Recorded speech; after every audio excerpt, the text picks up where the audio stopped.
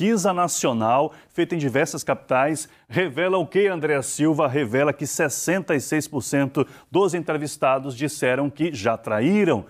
Os baianos aparecem em que posição nesse ranking aí, Andréa Silva? Sexto lugar, Ricardo, uma posição aí, né, de destaque, digamos assim. A gente fala ao vivo aqui do Rio Vermelho para conversar sobre esse assunto. Papo sério, viu, pessoal? E ó, atenção, porque hoje é sexta-feira, viu?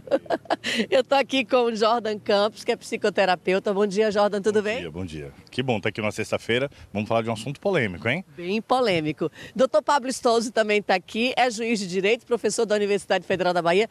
Papo sério, né, doutor Paulo? E bem polêmico mesmo. Bom dia. Muito polêmico, doutor Ricardo Ismael. Demais, demais. Atenção aí, viu, Ricardo Ismael, pessoal de casa. Eu queria começar com o doutor Jordan, pedir licença, doutor Pablo, para a gente falar, afinal de contas, o que é mesmo uma traição? Quando que é mesmo uma traição, aquela séria, que é até desvio de caráter, né? E quando que não é tão característico assim de traição? Eu acho que a gente pode começar com a seguinte reflexão, né? Quando é uma traição? Imagina que numa relação a gente pudesse ter a habilidade de ler o pensamento do outro. Todo mundo estaria traindo exatamente agora, não é? Se na hora de uma relação sexual, na hora do dia a dia, a gente pudesse entender o conteúdo da pessoa. Então, a traição é quando esse conteúdo interno mental, ele perpassa para a vida real, de alguma forma, e a pessoa vai atrás de uma válvula de escape, né? Muita gente fala, o traidor, ele é o infiel, ele é o bandido, ele é a pessoa ruim da história. E muitas vezes o que eu vejo na minha prática clínica é que essa pessoa que muitas vezes faz essa pulada de cerca, ela acaba sem querer renovando a própria relação. Aí, tá vendo aí, ó? E a gente estava falando aqui um papo, viu, interessante, Ricardo? Eu estava perguntando a eles. Doutor Pablo me disse o seguinte, e o cúmplice, né, nessa história? Aí eu falei para doutor Jordan, o amante, a gente pode chamar de amante? É amante? Eu não gosto muito da qualificação de amante, porque amantes são pessoas que se amam, e sim seriam os infiéis, não é? Os infiéis, ou os buscadores de alguma coisa. Quem está procurando...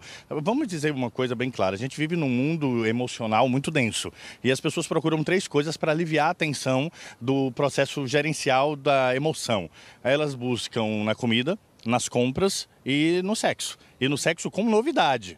Tá? Então tudo tem que ser novo. Então como assim a gente não está numa situação financeira tão grande que todo mundo possa comprar tudo, não é? E como comer agora não é tão na moda porque eu tenho que ficar bonito esteticamente para estar lá na rede social, então eu vou procurar sexo casual. Como uma forma de fazer um fio terra das minhas emoções. Tá vendo aí? Já encontramos uma explicação, mas ó, tem consequências. E aí, doutor Pablo Stoso, que é juiz de direito, pode explicar pra gente quais são as consequências jurídicas de uma traição, doutor Pablo. Bom dia. Ontem minha esposa fez assim, ô Pablo, por que quando o tema é traição, seu amigo Ricardo Ismael lhe chama para dar entrevista? Responda aí, amigo, eu quase não venho hoje. Mas fique tranquilo, ela sabe, eu ensino direito civil e essa questão é debatida dentro do direito civil. E aí vem um detalhe doloroso. A infidelidade é um ilícito civil, pode gerar dano moral, pode, indenizável, mas as decisões dos tribunais têm sido no sentido de que a infidelidade só gera dano moral quando ela tem uma gravidade. Exemplo, uma humilhação pública. Então não é em todo caso que os tribunais têm admitido indenização por infidelidade, mas a possibilidade existe e depende do caso. E o cúmplice, o tal do Ricardão? Aliás, Ricardão não, eu falei para ele, Ricardão não, meu marido se chama Ricardo e Ricardo Ismael também está lá no estúdio. O cúmplice, doutor Pablo, ele também tem responsabilidade numa situação dessa? Ricardo, amigo, tá vendo aí, Ricardão? Vamos, inclusive pode ser um Ricardão, pode ser um Sergião. O Pedrão. E as mulheres, os direitos são iguais hoje. A gente tem que ter uma visão não machista dessa situação. Pode acontecer de um lado ou de outro. Tirar o óculos. O Superior Tribunal de Justiça, que é um tribunal superior sediado em Brasília, já decidiu várias vezes, escutem só, já avisei isso inclusive na Rede Bahia, que o cúmplice da traição, na linguagem comum, o Ricardão, ele não tem responsabilidade civil. Só quem responde é a esposa ou o marido, o companheiro ou a companheira que traiu. Então, por exemplo, Ricardo, você é casado com Priscila. Você traiu Pri, sua esposa, tá? Com Mariana, nome fictício. Mariana não vai indenizar a sua esposa. Só quem indeniza é você, segundo o STJ. Tá claro, irmão? Tá bom aí, Ricardo? Já começou a surpreender a gente, viu? Vai bombar essa noite, vai bombar essa noite. Ó, a gente volta com esse papo já já, Ricardo Ismael, porque tem muitos desdobramentos para a gente falar sobre essa pesquisa. O amor basta, né? A gente está aqui com os nossos entrevistados, é isso aí. Eu queria primeiro perguntar a você, Jordan, a gente viu aí uma jovem falando que entrou em depressão profunda. Isso pode acontecer de fato e por conta dessa traição ou tem coisas guardadas aí? Não, a traição, muitas vezes a gente diz assim, eu tô com ódio de fulano porque fulano me traiu. A qualidade emocional, a resposta emocional que você dá a uma traição, ela é equivalente a tudo aquilo que você tem guardado no passado.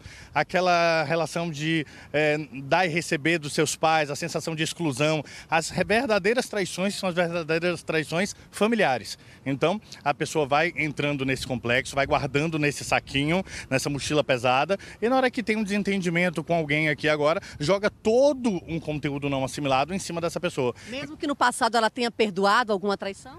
Perdoar a traição é esquisito, não é perdoar, porque perdoar você confabula que você tá certo e a pessoa tá errada. O perdão não funciona muito bem com traição, é o aceitamento. É aceitar que somos pessoas que temos direitos a escolhas. Porque quando você perdoa, eu sou certo. E quem foi perdoado está o errado. Continua ainda numa inversão de placar, né? Ou seja, se ele foi errado, tá 1-0 para ele. E eu vou ter que, de alguma forma, me vingar disso, né? E as pessoas precisam se vingar. Doutor Paulo, a gente viu um casal de namorados, né? Mais cedo, vamos chegar um pouquinho mais para frente, você falou sobre as consequências jurídicas. Sim. Cabe também algum tipo de ação, algum tipo de reclamação quando é namorado? Vou avisar com calma, porque eu sei do poder que tem a audiência do Jornal da Manhã. O que eu disse em relação à infidelidade, que pode gerar dano moral, é para o casamento e união estável. O namoro não tem roupagem jurídica, então você sofreu uma traição no namoro, eu sei que dói muito, estou falando teoricamente, né? Dói profundamente. Aliás, já sofri quando eu era namorado, tá? Há muitos anos. Revelações. Dói muito, dói bastante, mas veja, não há como ir para o juizado pleitear a indenização. Vai ter que ir no Campo Grande, como diz o ditado, chorar no pé do nosso lindo caboclo, porque não cabe indenização no namoro. Olha aí, Ricardo Ismael, a gente está curioso demais para saber qual é o resultado dessa nossa enquete. Vamos embora ver então? Bora! Fim do mistério, fim do suspense. Vem comigo aqui para nossa tela. Você perdoaria uma traição, sim ou não? Perguntamos pelo G1 e atenção, o resultado na sua tela.